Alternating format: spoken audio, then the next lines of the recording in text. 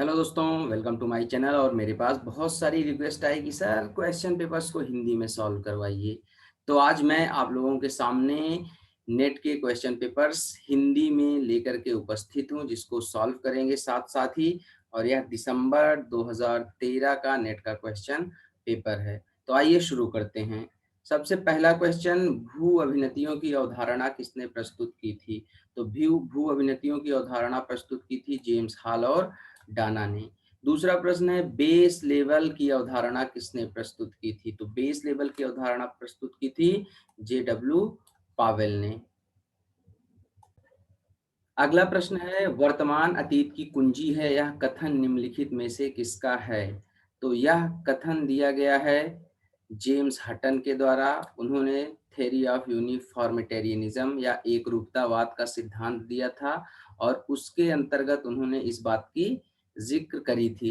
तो वर्तमान अतीत की कुंजी है, जेम्स हटन का स्टेटमेंट है। नेक्स्ट क्वेश्चन है कि निम्नलिखित में से किसका निर्माण विवर्तनिक शक्तियों के द्वारा होता है? तो विवर्तनिक शक्तियां मतलब टेक्टोनिक फोर्सेस। तो ये आपकी जो हैंगिंग वैली है ये भी टेक्टोनिक फोर्स से नहीं बनती है। वी आकार की घाटी ये भी नहीं बनती है। अंध घाटी ये भी नहीं बनती है। हाँ, रिफ्ट घाटी आपकी टेक्टोनिक फोर्स से बनती है। तो रिफ्ट वैली इसका सही आंसर है। तो ये आप जानते हैं हैंगिंग वैली ग्लेशियल स्ट्रक्चर है, हिमानियाँ बनाती हैं। वी आकार की घाटी नदियाँ बनाती हैं। और ब्लाइंड वैली कार्स्ट जो लैंडफॉर्म होते हैं वो हैं। तो रिफ्ट वैली इसका सही आंसर है। अब अगला प्रश्न है कि निम्नलिखित में से लॉरेशिया का भाग कौन सा था?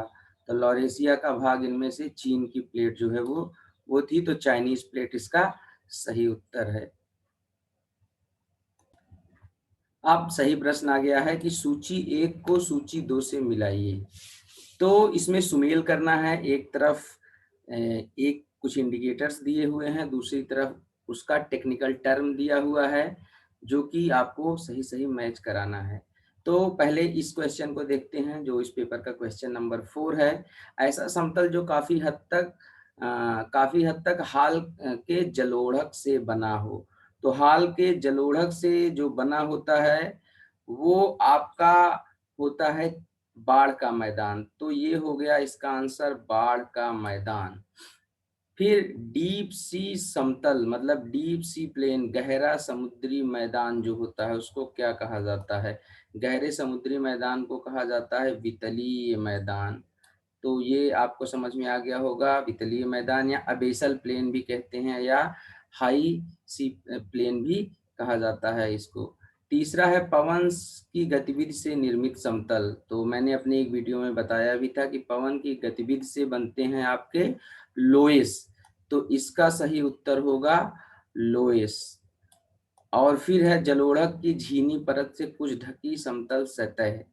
तो ये जो जलोढ़क की झीनी परत से मतलब पतली परत से ढकी हुई समतल सतह होती है उसको बोला जाता है पदस्थली या पेडी प्लेन बोला जाता है इंग्लिश में इसको।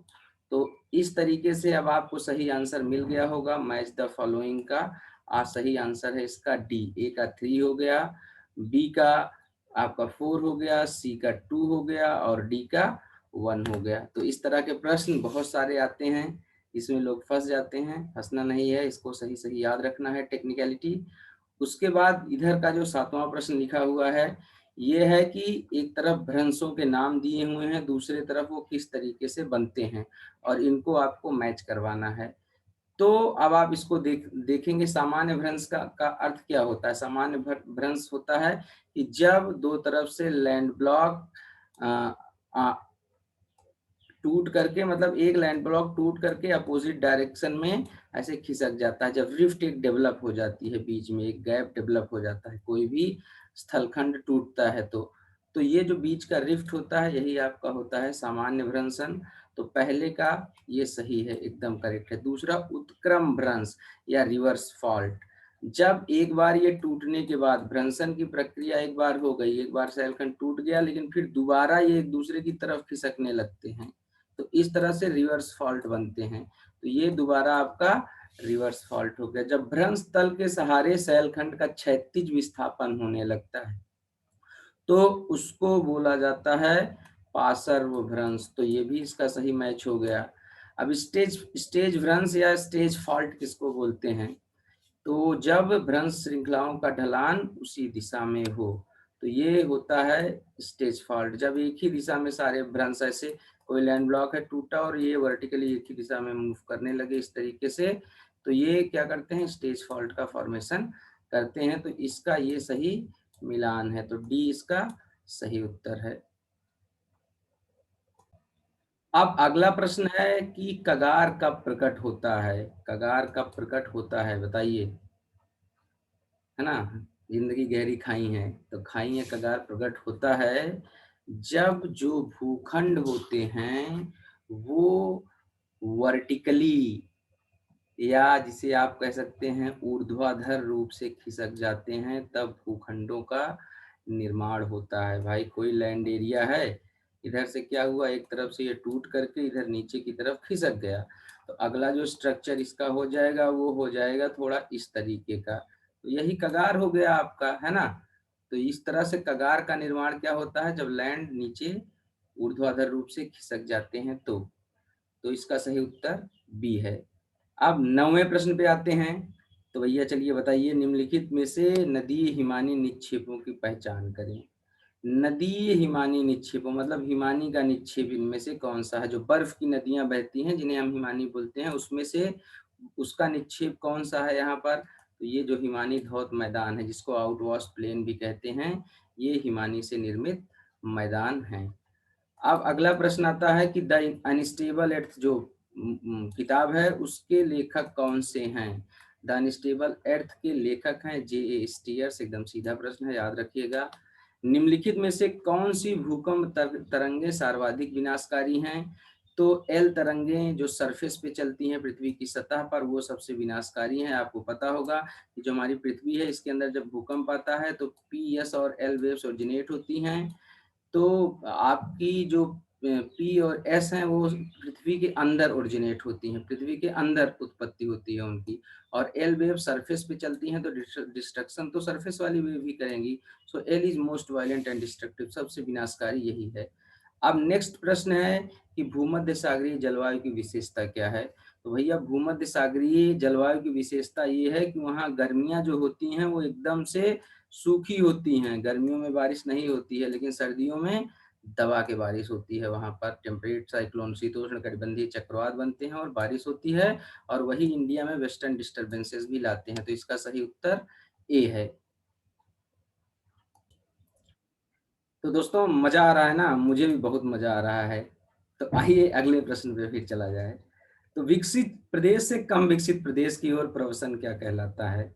तो एक विकसित प्रदेश से कम विकसित प्रदेश की तरफ प्रवसन कहलाता है दुराग्रही प्रवसन। याद रखिएगा, मैंने एक वीडियो भी बनाया है परवर्स माइग्रेशन पे, 2-3 मिनट का वीडियो है, देख लीजिएगा, आपको समझ में आ जाएगा। क्षेत्र सामाजिक रूप से अथवा सांस्कृतिक रूप से निर्मित होता है, या कथन किस विचार का है?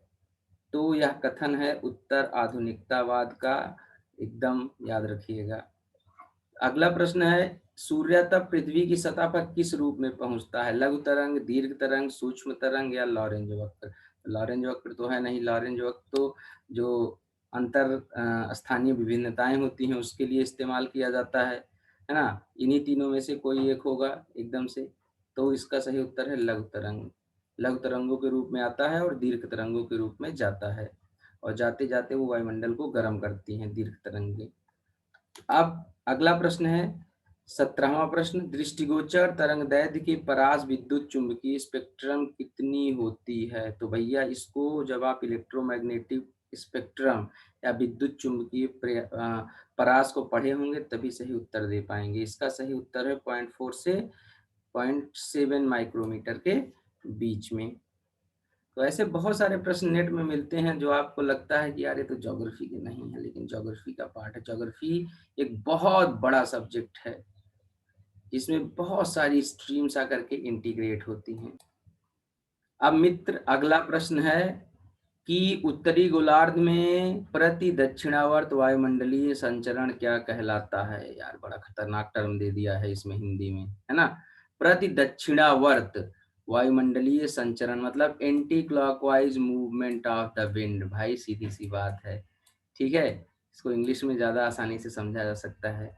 तो अब एकदम से आपको समझ में आ गया होगा कि साइक्लोन होता है नॉर्थ नदर्न हेमिस्फीयर में। साइक्लोन की डायरेक्शन जो होती है वो होती है एंटी क्लॉकवाइज। तो इसका सही उत्तर साइक्लोन होगा। मैंने टिक गलत लगा दिया है, आप सही कर लीजिएगा। इसका सही उत्तर है चक्रवात। इसका बी सही उत्तर है। एकदम दिमाग लगा करके रखिए, है ना। बहुत मजा आ रही है, लेकिन बहुत कठिन है टकर पनघट की, याद रखिएगा। ओके, तो अगला प्रश्न है कोपेन की स्कीम के अनुसार BHWH प्रकार की जलवायु कहाँ पाई जाती है। तो बी जो कोपेन ने अपना क्लासिफिकेशन किया इंडिया का, उसमें उन्होंने लेटर्स का यूज किया ABCDE तक। तो बी लेटर उन्होंने बेसिकली जो डेजर्ट वेजिटेशन थी, मरुस्थलीय वनस्पति थी, उसके लिए किया।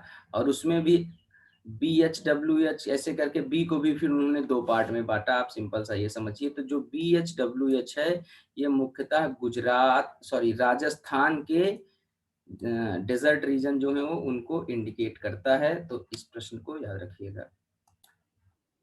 अगला प्रश्न, शीत शुष्क वायु विशेष रूप से जो अटलांटिक सागर के पूर्वी तट के किनारे और उत्तरी इटली में शीतकाल में अनुभव की जाती है, क्या कहलाती है। बोरा। इटली में चलने वाली ठंडी हवाएं बोरा हैं, याद रखिएगा। तो इसको बोरास लिख दिया गया है। बोरा या बुरास ये हवा है।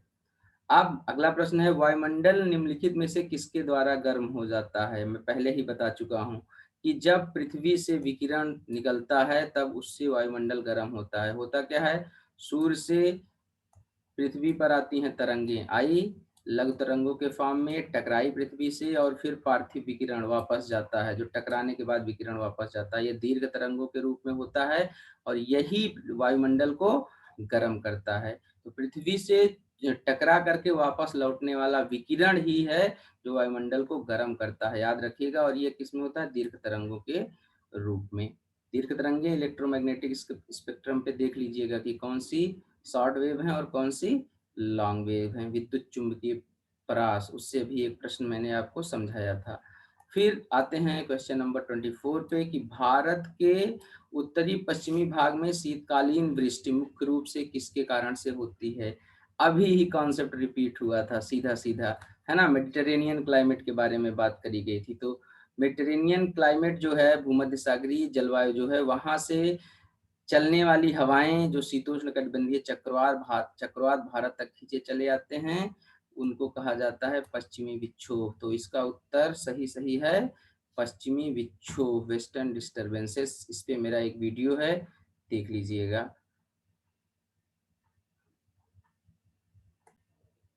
अब आइए क्वेश्चन नंबर 21 पे। उष्ण कटिबंधीय चक्रवात विशाखापत्तनम के 500 किलोमीटर दक्षिण पश्चिम में स्थित था। सर्वप्रथम चक्रवात 250 किलोमीटर उत्तर पश्चिम दिशा की ओर बढ़ा, फिर अकस्मात दिशा पूर्व की ओर बदल ली। निम्नलिखित में से कौन सा बंदरगाह अधिक खतरे के संकेत देंगे। तो इनमें से किस बंदरगाह पे ज्यादा खतरा होगा। भाई थोड़ा सा लॉजिकल क्वेश्चन है, आपको दिमाग लगा करके उत्तर देना होगा। तो पहले देखिए, इंडिया की बात हो गई। अब इधर हो गया विशाखापट्टनम शहर। मान लो ये विशाखापट्टनम शहर जो है, इसके 500 किलोमीटर दक्षिण पश्चिम की तरफ बात कर रहा है। तो दक्षिण पश्चिम की तरफ जब बात करेगा,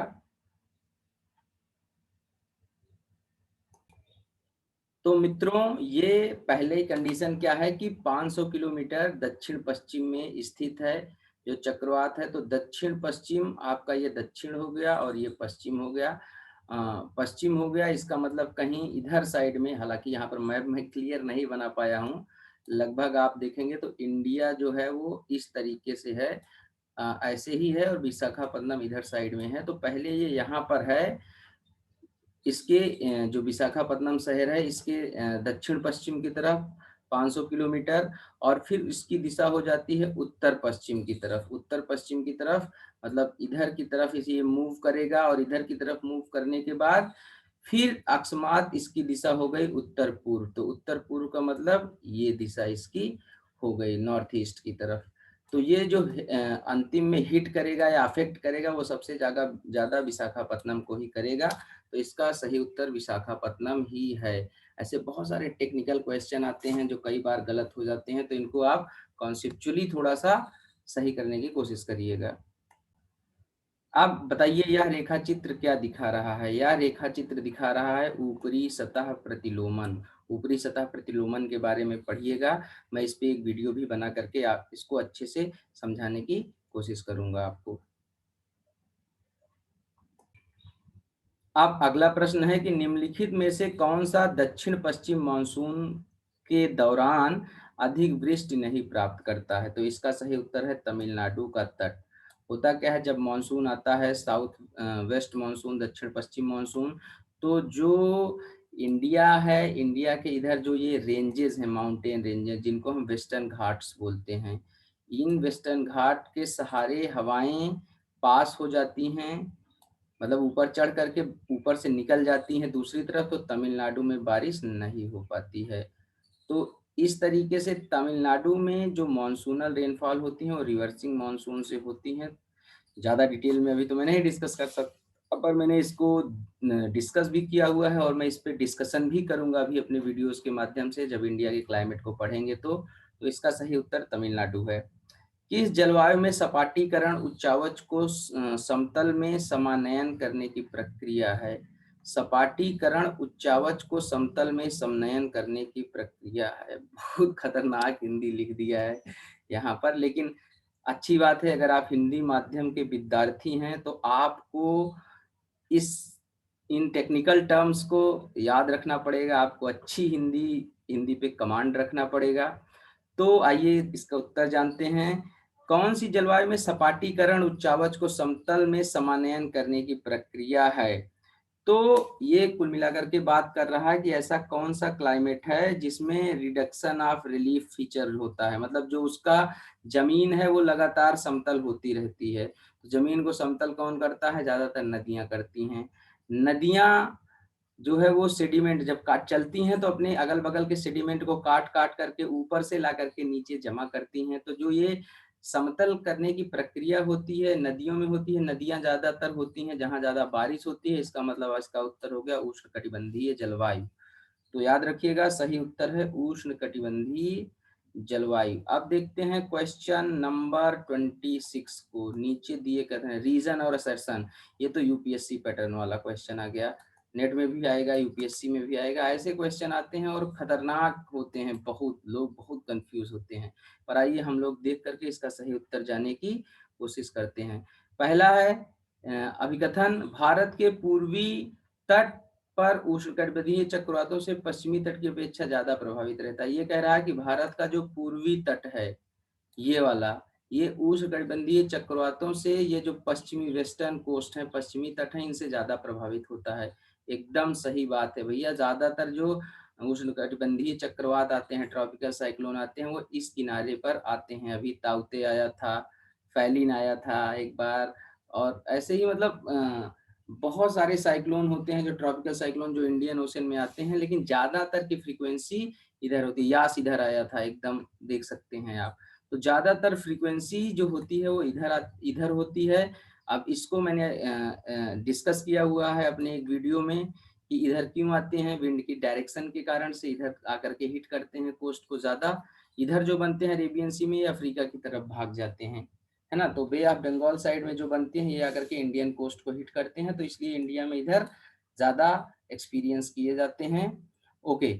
फिर उष्णकटिबंधीय चक्रवात मूलतः सिर्फ बंगाल की खाड़ी में उत्पन्न होते हैं। एकदम गलत बात है भैया, ऐसा नहीं है, ठीक है ना। उत्पन्न हर जगह होते हैं, लेकिन इंडिया को प्रभावित ज्यादातर जो है वो पूर्वी तट की तरफ वाले करते हैं। तो पूर्वी तट ज्यादा प्रभावित रहता है। तो इसका मतलब ए सही है और आर गलत है। कॉन्सेप्चुअल क्वेश्चन है। लीजिए फिर से चक्रवात आ गया, चलिए मिलाइए। अब यहाँ उष्णकटिबंधीय चक्रवातों के नाम हैं और दूसरा उन किन क्षेत्रों में उनको किन नामों से जाना जाता है। तो हरिकेन कहाँ जाना जाता है, मैंने इसको भी बताया है, जो मेरा वीडियो है उसमें हरिकेन को जाना जाता है यूएसए, यूएसए में उष्णकटिबंधीय चक्रवातों को हरिकेन कहा जाता है।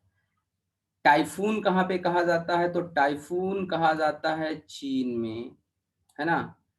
टाइफून कहा जाता है चीन में। तो ए का आपका 3 हो गया, एक ही है ए का 3। तो अगर इसमें आपको एक भी पता है तो आप आराम से, मतलब अगर आपको ए पता है तो आप सारे का उत्तर आराम से गेस कर लेंगे। तो हरिकेन चीन में कहा जाता है, हरिकेन यूएसए में कहा जाता है, टाइफून चीन में कहा जाता है, विली विली इनको बोला जाता है ऑस्ट्रेलिया में, और उसके साथ साथ टाइफू बोला जाता है जापान में। So the correct answer is a, है ना? मैच कर लीजिएगा। उसके बाद प्रवाल भित्ति से जुड़े अवतलन सिद्धांत की अवधारणा किसने प्रस्तुत की थी? Subsidence theory. सब्सिडेंस थ्योरी जो थी वो दी गई थी डार्विन के द्वारा, अवतलन सिद्धांत। अगला प्रश्न है, यदि एक स्थान पर साय 6 बजे ज्वार आता है तो अगला ज्वार कब आएगा?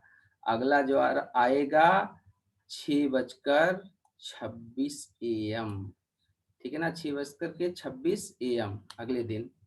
तो इसको मैं एक्सप्लेन करूंगा डिटेल में। तो अभी आप देख सकते हैं यहाँ पर एक 6 बजे आ रहा है शाम को, और अगला 6:26 जो है वो सुबह आएगा अगले दिन। तो होता क्या है कि एक्चुअली जो जो ज्वार आता है ये अर्थ की, मतलब अर्थ और मून जो है वो इनके मूवमेंट के कारण से हमेशा डिले हो जाता है 26 मिनट। तो ये 26 मिनट के बाद यहाँ पर आता है, 12 घंटे के बाद जब आता है। तो इस प्रश्न को याद रखिएगा। मैं आपको इसको डिटेल में बताने की कोशिश करूंगा, है ना, कॉन्सेप्चुअली। अब आइए अगले प्रश्न पे चलते हैं।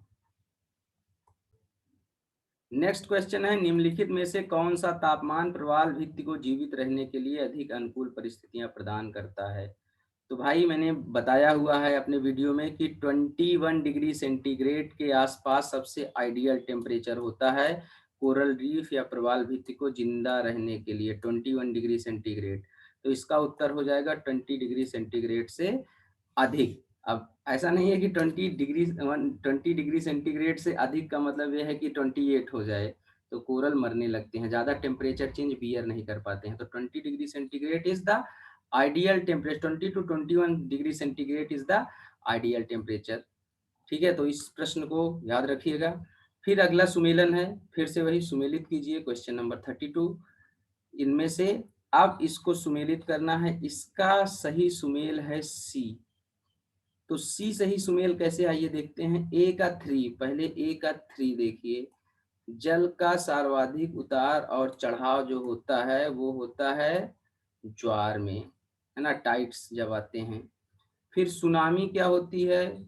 सुनामी आपकी होती है भूकंपीय गतिविधि के कारण समुद्री जल का तरंग रूप। सुनामी हमेशा कब आती है? जब समुद्र के अंदर भूकंप आते हैं तो सुनामी आती है, याद रखिएगा।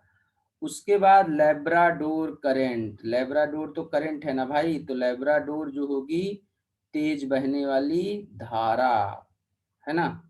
तो लेब्राडोर तेज बहने वाली आपकी धारा हो गई। लेब्राडोर डी है, डी का हो जाएगा 2। लेब्राडोर है शीत धारा, तेज बहने वाली। और आपका जो ये है गल्फ स्ट्रीम है, गल्फ स्ट्रीम गर्म जल धाराएं हैं, तो तुलनात्मक रूप से तेज बहने वाली गर्म जल धारा। आपको पता है कि ये लेब्राडोर और गल्फ स्ट्रीम जहां पर मिलती हैं अटलांटिक ओशन में, नॉर्थ अटलांटिक ओशन में, है ना। अमेरिका जो ईस्ट का जो अमेरिका और कनाडा का जो ईस्टर्न कोस्ट है वहां पर जब ये मिलती हैं तो वहां पर ये मिल करके फाइटोप्लैंक्टन का फॉर्मेशन करती हैं, फिशरीज वहां पर अच्छे से डेवलप हुई हैं। ये सारी चीजें लगातार डिस्कस होती रहती हैं, तो इसको याद रखिएगा, इसका सही उत्तर सी है। अब आइए अगले प्रश्न पे, फिर से आ गया, मिलान कीजिए, मिलान ने तो परेशान कर रखा है। ओके, तो देखते हैं। सबसे पहले प्रवाल भित्ति, प्रवाल भित्तियां क्या हैं, अब बताइए प्रवाल भित्तियां क्या हैं भाई? जैविक महासागरीय निक्षेप हैं प्रवाल भित्तियां। तो ए का हो गया 1, ए का 1 कहाँ पे है? ए का 1 है डी में। तो भैया एक से ही आप सही हैं, क्योंकि और कहीं पर 1 नहीं है, तो इसी से आपको अंदाजा लग जाएगा। कई बार ऐसे होता है कि एक आता रहता है और मामला सेट हो जाता है। तो ये जैविक महासागरीय निक्षेप हो गए। अब यहीं पर दूसरा है शोल। शोल जो है ये क्या है, तो शोल का ऑप्शन है 4, सतही गहराई के साथ अलग-थलग ऊंचाई। शोल कैसे बनते हैं मैं नेक्स्ट वीडियो इसी पे बनाने वाला हूँ। तो ये सतही गहराई के साथ अलग-थलग ऊंचाई लिए हुए होते हैं जो, वो होते हैं शोल। बता ही देता हूँ आपको। जैसे ये मान लीजिए पृथ्वी की सतह है और यहाँ पर पानी भरा हुआ है, और अगर इस भरे हुए पानी में कहीं पर समुद्र से ऐसे ही लगी हुई मतलब कोई रिजेज हैं, कटक हैं, या कहीं पर अवसाद भरे हुए हैं, सेडिमेंट भरे हुए हैं जो कि ऐसे जुड़े हुए हैं स्थल से, और ये बीच में से उठे हुए हैं, ऊबड़-खाबड़ हैं। तो यहाँ पर अगर कोई शिप वगैरह आती है, इसमें टकरा जाती है, तो ये उसको नुकसान कर सकते हैं। तो ये सतही गहराई के साथ जो अलग-थलग ऊंचाई के कटक या अवसाद होते हैं, इन्हीं को शोल बोला जाता है। ये नेविगेशन के लिए बहुत खतरनाक होते हैं। तो ये शोल हो गया इसका। फिर सी आपका है वितल मैदान। वितल मैदान मतलब अबेसल प्लेन। तो अबेसल प्लेन आपको पता है क्या है? गहरी समतल सतह है। ये भी बहुत सिंपल ही है, बता चुका हूँ मैं अपने वीडियो में जब मैंने बताया था इसको समुद्री सतहों के बारे में। फिर आपका डी है महाद्वीपीय ढाल।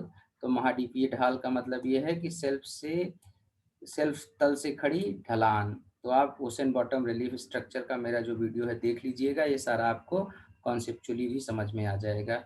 अब आते हैं अगले प्रश्न पे। अगला प्रश्न है निम्नलिखित में से कौन पारिस्थितिकी व्यवस्था सेवाएं सहस्राब्दी पारिस्थितिकी व्यवस्था मूल्यांकन रिपोर्ट का भाग नहीं है?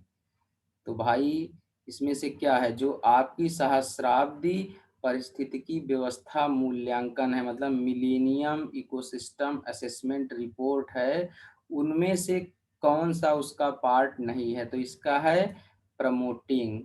भाई पारिस्थितिकी व्यवस्था को मेंटेन करता है तो इसकी देख रेख करता है, सपोर्ट करता है, रेगुलेट करता है, प्रोविजनिंग करता है, समर्थन करता है, विनियामक है, लेकिन ऐसा नहीं कि इसका बहुत ज्यादा प्रमोशन होता है इसमें। तो इसका सही उत्तर है उन्नयनकारी। आप देखते हैं कि भारत में निम्नलिखित में से किस स्थान पर प्रथम पक्षी धाम स्थापित किया गया था? है ना भाई, पक्षी धाम तो मैंने अभी तक हिंदी जो है वो नहीं सुनी थी, यहाँ पर मैं इस पेपर में पहली बार सुन रहा हूँ। पक्षी धाम का मतलब है बर्ड सेंचुरी।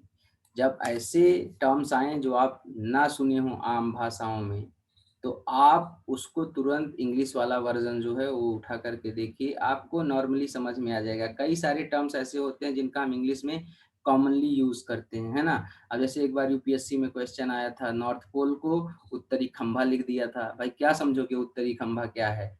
तो इसलिए इंग्लिश वर्जन जो है वो आपको एक बार देखना चाहिए जब थोड़ा कठिन टर्म हिंदी में आपको लगे तो पहला पक्षी धाम कहाँ स्थापित किया गया था? First bird sanctuary of India कहाँ थी? वेदांतंगल, ये इसका सही उत्तर है। अब आते हैं दूसरे प्रश्न पे, क्वेश्चन नंबर 38 जो इधर है। अब इसमें से इसको मैच करवाना है, तो मैच करवाना है तो करवाइए। तो इसमें इधर दी हुई है कि किस तरीके के नगर हैं और इधर नगर दिया हुआ है, नगरों के नाम दिए हुए हैं। तो छावनी नगर कौन सा है? सबसे पहले कंटोनमेंट, परिवहन, फिर खनन, फिर आईआईटी, आईटी, नॉट आईआईटी। तो अब इससे आप अगर जैसे आपको ऐसे क्वेश्चन में डाउट हो रहा है ना, तो पहले आप इसमें से देखिए कि कौन सा सही से मैच हो सकता है एक दूसरे से। तो जैसे आईटी के लिए सबसे फेमस सिटी कौन सा है, एक दो आप निकाल लेंगे रिलेशन तो आप इसको सही कर लेंगे। तो आईटी के लिए सबसे प्रसिद्ध जो है वो है आपका बंगलौर, है कि नहीं? तो इसका मतलब डी का हो जाएगा 2, आईटी के लिए हो गया बेंगलोर। अब देखिए इसमें से डी का 2 कौन सा है? ये डी का 2 ऑप्शन है, ये इसमें है ऑप्शन डी का 2। मतलब सीधा एक आपने सेट कर लिया, बाकी और तो जो है वो कहीं पे 2 दिया नहीं है डी का, तो आपका एकदम सही उत्तर निकल आया।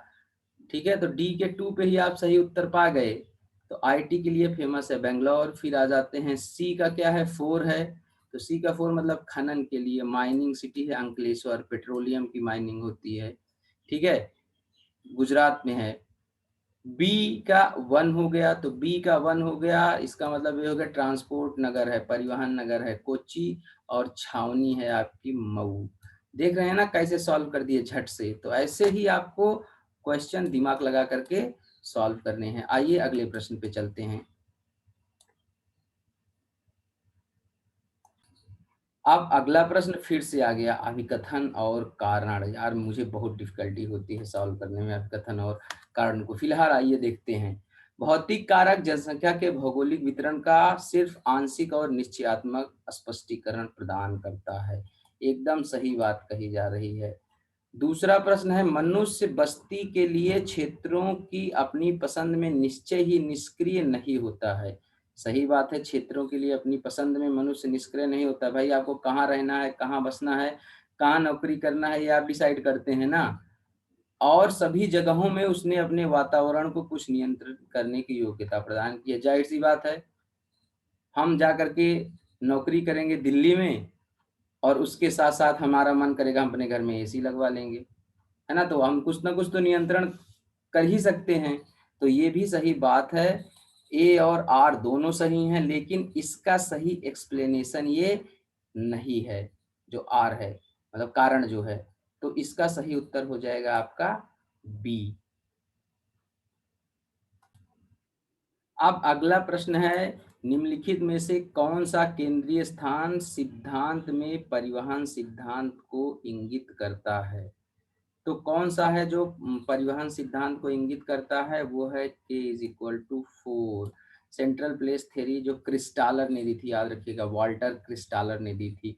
और उसमें उन्होंने परिवहन सिद्धांत को बताया था K4 यूज करके। इसको पूरा जानने के लिए आपको सेंट्रल प्लेस थ्योरी पूरी पढ़नी पड़ेगी। तो अगर आप एग्जाम देने जा रहे हैं तो सेंट्रल प्लेस तो पढ़ना ही है गुरु, सेंट्रल प्लेस नहीं पढ़ोगे तो गड़बड़ हो जाएगा। ओके, तो इसका सही उत्तर ये है। अब आते हैं क्वेश्चन नंबर 39 पे। नीचे दो कथन, अभिकथन और कारण दिए हैं, नीचे दिए कोडों से सही उत्तर का चयन कीजिए। कीजिए। तो पहला मतलब रीजन असर्शन ही है कुल मिला करके। नगरीय जनसंख्या अवस्थिति के अनुसार एक समान रूप से वितरित नहीं है और लगभग 2/3 तुलनात्मक रूप से निम्न उत्थापन तटीय केंद्रों में स्थित है। ये हो गया अभिकथन। कारण क्या है, तटीय क्षेत्रों में मृदा उर्वरता ने ग्रामीण बस्तियों का केंद्रीकरण किया हुआ है। तो अभी चलिए इसका सही उत्तर बताइए। अब इसमें जो दोनों दिए गए हैं स्टेटमेंट तो दोनों सही हैं, एकदम सही बात कह रहे हैं, लेकिन ये जो अभिकथन है इसका ये सही रीजन नहीं है। ठीक है, तो इसका जो उत्तर होगा वो आपका होगा बी। ए आर और आर दोनों सही हैं, परंतु आर ए की व्याख्या नहीं करता है ना। तो नगरीय जनसंख्या अवस्थिति के अनुसार एक समान रूप से वितरित नहीं है, एकदम सही बात है ना। नगरीय जनसंख्या की बात हो रही है, ये क्या है कि इस लोकेशन के हिसाब से एक समान वितरित नहीं है। और तुलनात्मक रूप से निम्न उत्थापन तटीय क्षेत्रों में केंद्रित है, ये भी बात सही है 2/3। लेकिन इस जरूरी नहीं कि उर्वरता ने ही ग्रामीण बस्तियों का केंद्रीकरण किया है तटीय क्षेत्रों में। ग्रामीण बस्तियां, पहली चीज तो ऐसा नहीं है कि खाली तटीय क्षेत्रों में ही केंद्रित हैं, लेकिन जहाँ काफी सारी ग्रामीण जनसंख्या तटीय क्षेत्रों में केंद्रित है, लेकिन उसका केंद्रीकरण जो है वो मृदा उर्वरता ने किया हुआ है। स्टेटमेंट ये एकदम सही है, तटीय क्षेत्रों में मृदा उर्वरता ने ग्रामीण बस्तियों का केंद्रीकरण तो किया हुआ है, लेकिन इससे जब एक कोरिलेशन ड्रॉ करेंगे तो ये इसकी एक्सप्लेनेशन नहीं करता है। ये जो पहला स्टेटमेंट है ये नगरीय जनसंख्या के बारे में है और ये जो दूसरा है ग्रामीण बस्तियों के बारे में है। तो दोनों अपनी अपनी जगह सही है, पर ये इसकी व्याख्या नहीं करता है। सिंपल सा इतना है, इसका सही उत्तर है बी। अगला प्रश्न फिर से आ गया रीजन असर्शन का। लग रहा है कि जब ये क्वेश्चन बना रहा था तो जिसने भी इस क्वेश्चन को बनाया या जिन लोगों ने मिल करके बनाया, सब अपने घर में अपनी श्रीमती जी से लड़ करके आए हुए थे, इसीलिए इतना रीजन असर्शन डाल दिया है क्वेश्चन पेपर में। ओके, तो सामान्यतः क्षैतिज विस्तार उत्तर औद्योगिक नगर की विशेषता होती है। एकदम सही बात है। जो पोस्ट इंडस्ट्रियल सिटीज़ हैं, वो हमेशा हॉरिजॉन्टली एक्सपैंड करते हैं। अपने अगल-बगल के क्षेत्रों में मान लीजिए कोई शहर है, उनको लगातार पकड़ते जाते हैं। एकदम सही बात कही जा रही है।